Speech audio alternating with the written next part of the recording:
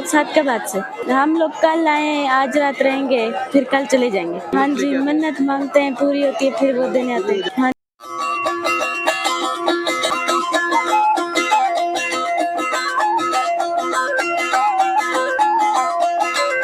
में ॻाल्हि कंदासीं सिंध जे बारे में। तो दोस्तों, सिंध सूफ़ियुनि जी धरती सॾिबी आहे दोस्तों। 1.25 लख वली हिन सिंध में मौजूद आहिनि दोस्तों। ऐं उन खां अलावा हिननि वलियनि ते नंढा वॾा मेला बि लॻंदा आहिनि दोस्तों। अॼोके वीडियो में ॻाल्हि कंदासीं गाजी शाह जे मेले जे बारे में दोस्तों। मेले में छा सूरत हाल थींदी आहे, कहिड़ियूं कहिड़ियूं शयूं ईंदियूं आहिनि दोस्तों। ऐं उन खां अलावा मल्ल अहिड़ी रांदि आहे सिंध जी जेका क़ौमी रांदि आहे दोस्तों, मल्ल जेका सॾिबी आहे। ऐं हर मेले में बि मल्ल तव्हांखे ॾिसण पंजाबी हथ गोॾे में जातो मुंड करण जी कोशिश, लालो वारा पियो करे वरी लालो। तो दोस्तों, मल्ल एॾी क़ौमी रांदि आहे जेका पुराणी सदियुनि जी, कई सालनि जी पुराणी रांदि आहे दोस्तों। असांजे सिंध में जिथे बि मेले जो तासुरु अचे थो, त उते ज़हन में इहा ई ॻाल्हि अचे थी त यकीनी ॻाल्हि आहे कि मल्हनि जा मुक़ाबला बि थींदा दोस्तों। अहिड़ा दिलचस्प मुक़ाबला थींदा आहिनि मल्हनि जा। ऐं उन खां अलावा हे सिंध जी धरती सूफ़ियुनि जी धरती आहे दोस्तों।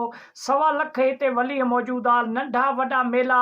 ऐं खोड़ माण्हू जेको आहे सो हज़ारे तमन्नाऊं खणी जेको आहे सो मेलान में ऐं सूफ़ियुनि जे धरतियुनि ते वञनि था, जूं ॻाल्हियूं खणी वञे थो दोस्तों। हिन वक़्तु असां ॻाल्हि कंदासीं जेको आहे गाजी शाह जे मेले जे बारे में दोस्तों। हिन वक़्तु तव्हां स्क्रीनशॉट हली रहियो आहे, ॾिसी रहिया आहियो त कोई किथूं था मोहब्बत करे हर को बैठा जा रोटी पानी मिलती पई थी, पुॼा वञे पानी वानी पुॼा वञे, बड़ी सहूलियत है। हज़ारनि जे तादाद में माण्हू अचनि था दोस्तों। घुमण जो घुमण ऐं तफ़री जो तफ़री थी थो वञे। उन खां अलावा ज़ियारतनि जो अक़ीदो आहे माण्हुनि जो, त ज़ियारतूं बि करे था वञनि। ऐं उन खां अलावा गाजी शाह जो मेलो हज़ारे साल पुराणी तारीख़ी आहे दोस्तों, क़दीमी तारीख़ आहे। ऐं पुराणे तौर खां वठी लॻंदो पियो अचे मेलो। ऐं सियारे में मेलो लॻंदो आहे दोस्तों। ऐं हींअर जीअं मेलो गुज़रियो आहे गाजी शाह जो, त उन खां पोइ जेको आहे सो हींअर तयारियूं कलंदर लाल शहबाज़ जे मेले जूं बि हली रहियूं आहिनि दोस्तों। हिन वक़्तु रजब जो महीनो हली रहियो आहे। उन खां पोइ शोबान मथे महीने में तक़रीबन मेलो स्टार्ट थी वेंदो जेको आहे सो कलंदर लाल शहबाज़ जो। ऐं सिंध में वॾे मां वॾो जेको मेलो लॻंदो आहे उहो हज़रत लाल कलंदर शहबाज़ जो ई लॻंदो आहे। ऐं तंहिंमें लखे माण्हू मौजूदु हूंदा आहिनि दोस्तों। ऐं घणे भाङे सिंध जे मेले में हिकु सेवण जो मेलो इंतिहाई वॾो मेलो हूंदो आहे। ऐं उन में तक़रीबन जेको आहे सो पंजाब जा माण्हू शिरकत कंदा आहिनि।